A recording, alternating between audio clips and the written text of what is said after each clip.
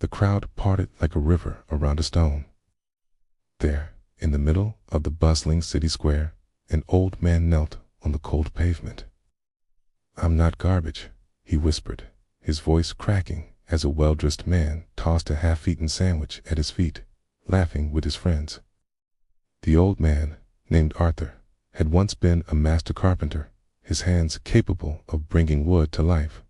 But time had stolen his strength, his wife, and his home, leaving him with only the clothes on his back and the crushing weight of invisibility.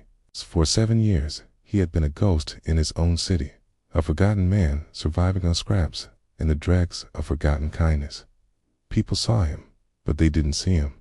He was just part of the urban landscape, a testament to society's discarded memories. His days were a long, slow fade into gray. One rainy evening, huddled under a worn awning, a shadow fell over him. Arthur flinched, expecting another kick, another insult. Instead, a young woman with eyes that held an old sorrow stood before him. Her name was Clara, and she was a florist who had recently lost her own grandmother, the woman who had raised her. In Arthur's lonely eyes, she saw a reflection of the loss she felt every day. She didn't offer pity. She offered a choice. She said softly, holding out a steaming cup of tea and a small, wrapped pastry. "This is for you, if you'd like it. Or, if you'd prefer, my shop is warm. You could sit inside for a while.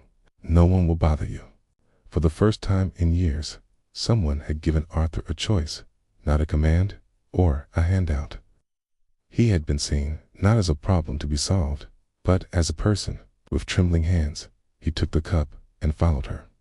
Clara's shop was a riot of color and life, a stark contrast to Arthur's gray world. He sat quietly in a corner, soaking in the warmth and the fragrant air. He didn't speak much at first, but he started coming back. Every evening he would sweep the floor, tidy the stray leaves, his old carpenter's hands finding a new, gentle purpose. Clara would share her dinner with him, and they'd talk. He told her about the grain of oak, the scent of cedar, and the wife he missed every day. She told him about her grandmother's garden and the language of flowers. Slowly, with each swept floor and shared meal, the layers of shame and neglect began to peel away from Arthur. He started to stand a little taller, the light returning to his eyes. He began fixing broken shelves and rickety tables in the shop, his dormant skills awakening. The ghost was becoming a man again, but their small sanctuary was under threat.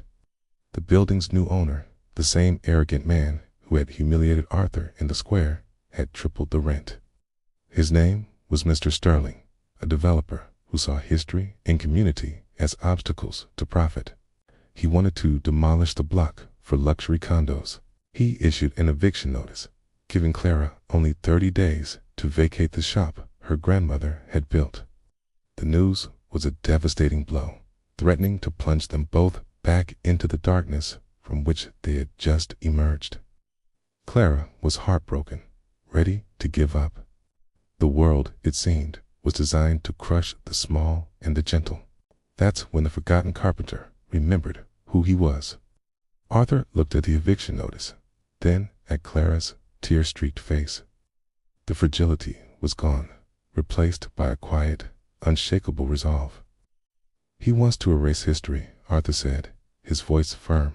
"But history has a voice, if we know how to make it listen." He spent the next 3 days in the city archives, his old eyes poring over dusty blueprints and forgotten deeds. He discovered that the building, one of the oldest in the district, was constructed with a rare, protected type of timber from a forest that no longer existed. Using his deep knowledge of wood, he identified the unique grain and structure from the building's exposed beams. The law was clear. A structure of such historical and material significance could not be demolished. He had found their weapon, not in anger, but in knowledge. Arthur, with Clara by his side, presented his findings at the city council planning meeting.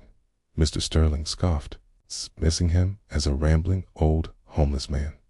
But when Arthur laid out the blueprints, the historical records, and a sample of the wood, a hush fell over the room. He spoke with the authority of a master craftsman. His voice filled not with vengeance, but with a deep reverence for the past and a plea for the future. He wasn't just saving a shop, okay? He was defending a legacy. The council, moved by his passionate and impeccably researched argument, voted unanimously to grant the building landmark status. Mr. Sterling was defeated, his greed thwarted by the dignity he had tried to trample. News cameras swarmed Arthur, the homeless hero, but he simply turned to Clara and smiled. That was the only recognition he needed. The floral shop didn't just survive, it blossomed. It became a symbol of community resilience. Arthur, no longer a ghost, was now its proud owner and resident craftsman, his small workshop in the back, a haven of creativity. He carved intricate wooden vases and signs, his work celebrated throughout the city. A year later, on a sunny spring afternoon, the shop was filled with friends and neighbors. Arthur, in a smart new suit, stood beside Clara, who was radiant. They weren't just business partners.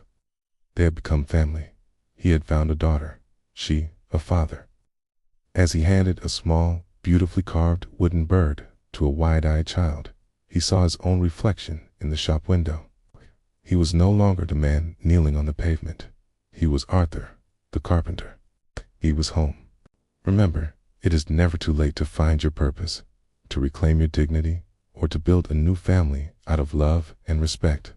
Hope can be found in the most unexpected places. If this story touched your heart, please share it with someone who needs to hear it. And let us know in the comments where you're watching from today. Thank you for watching.